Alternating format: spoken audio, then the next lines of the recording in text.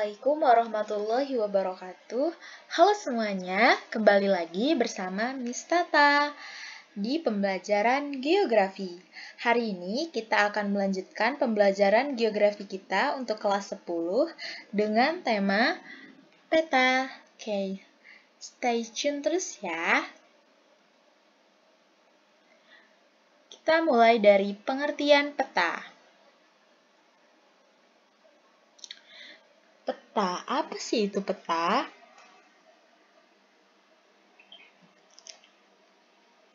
Peta merupakan gambaran permukaan bumi pada bidang datar dengan skala tertentu melalui sebuah sistem proyeksi. Lalu, apakah kalian tahu perbedaan antara peta, atlas, dan globe? Oke, sini Miss kasih tahu. Jadi, seperti yang kita tahu, peta merupakan gambaran permukaan bumi pada bidang datar dengan skala tertentu. Namun, jika atlas merupakan kumpulan peta yang dibukukan. Kemudian, bagaimana dengan globe? Globe adalah bola yang menggambarkan peta bumi.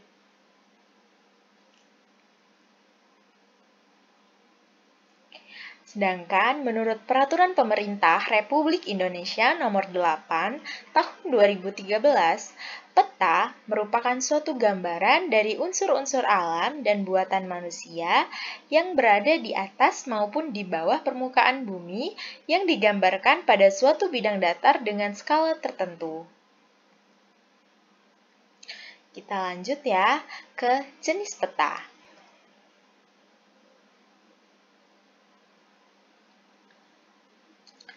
Jenis peta bisa dilihat berdasarkan isi dan berdasarkan dengan skala.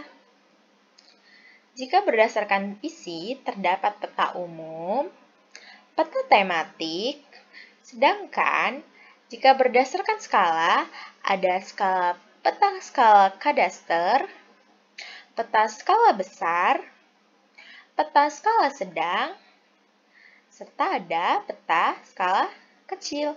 Dan yang terakhir ada peta skala geografis. Kita bedah satu persatu, oke? Jenis peta berdasarkan isi. Yang pertama, ada peta umum.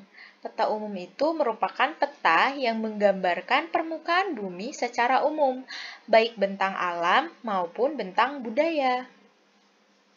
Sedangkan, peta tematik merupakan peta khusus yang memberikan gambaran tentang fenomena tertentu di permukaan bumi atau peta khusus.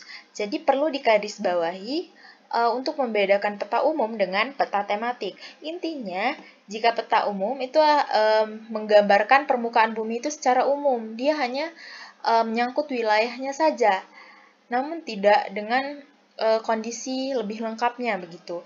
Tapi, jika peta tematik ini juga disebut sebagai peta khusus ya. Itu berdasarkan tentang fenomena tertentu. Biar lebih paham lagi, kita akan lihat contohnya. Oke, ada contoh peta umum.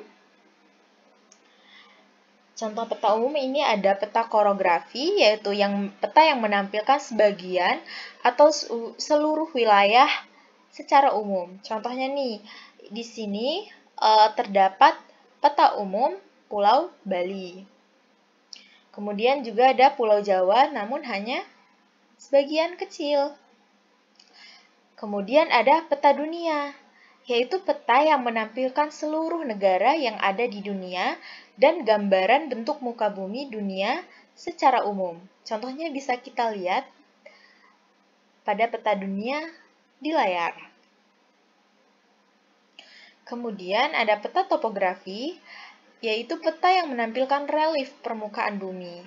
Peta topografi biasanya itu digambarkan dengan adanya garis kontur.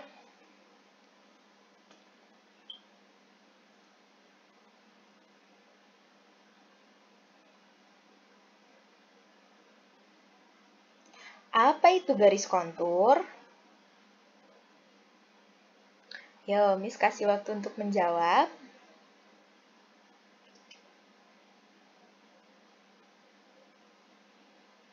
Oke, jadi garis kontur adalah garis di peta yang menghubungkan titik-titik yang mempunyai ketinggian yang sama di atas atau di bawah suatu referensi ketinggian tertentu di muka bumi. Nah, ada beragam ya ciri-ciri garis kontur, bisa kita lihat terlebih dahulu. Yang pertama, bisa kita lihat tuh, kalau garis konturnya itu semakin rapat, berarti menunjukkan relief semakin curam.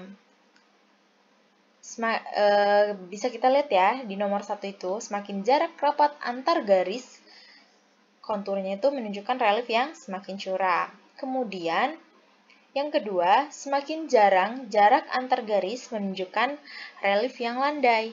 Kalau jarak antar garis itu semakin jarang, berarti relief di daerah tersebut landai.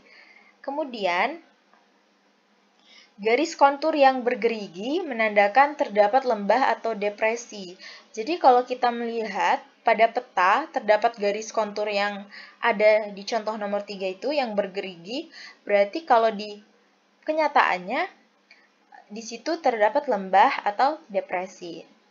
Kemudian yang keempat, ada garis yang sangat rapat menandakan terdapat patahan. Nah, kalau yang nomor 4 ini, dia bergerigi juga ya, namun dia sangat rapat. Berarti di situ menandakan adanya patahan. Oke, ada yang tahu apa itu patahan? Coba Miss kasih waktu beberapa detik untuk menebak apa itu patahan.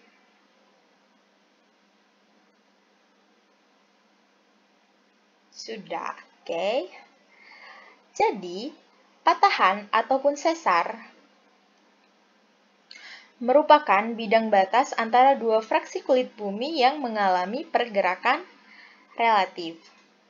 Nah, menurut salah satu unggahan dari Kemendikbud Republik Indonesia, berdasarkan literatur oleh BMKG, salah satu lokasi yang biasa terjadi gempa bumi adalah di sekitar sesar. Oke, yang kedua ada contoh peta tematik. Yang pertama ada peta persebaran suku bangsa di Indonesia. Setiap suku bangsa diberi simbol berwarna yang berbeda. Jadi kita bisa lihat ya, kalau peta umum tadi kan hanya menggambarkan wilayahnya, oh contohnya peta dunia. Tapi kalau peta tematik atau peta khusus, berarti dia sudah menjurus lebih dalam tuh. Contohnya peta persebaran suku bangsa di Indonesia. Berarti dia masuk ke dalam jenis peta tematik. Untuk melihat suku bangsa di Indonesia, jika di peta bisa dilihat di mana? Bisa dilihat berdasarkan simbol warna. Kemudian contohnya juga ada peta persebaran kepadatan penduduk di Indonesia. Setiap warna memiliki jumlah penduduk tertentu. Jadi bisa kita lihat di situ tingkatan-tingkatan kepadatan penduduk berdasarkan warna. Ada yang paling hijau sekali tuh. Berarti kepadatan penduduknya kurang dari 10. Dan seterusnya. Nah, jika misalnya peta curah hujan Kabupaten Pesawaran, itu masuk peta apa? Ada yang bisa tebak? Ya, itu masuk ke dalam peta tematik.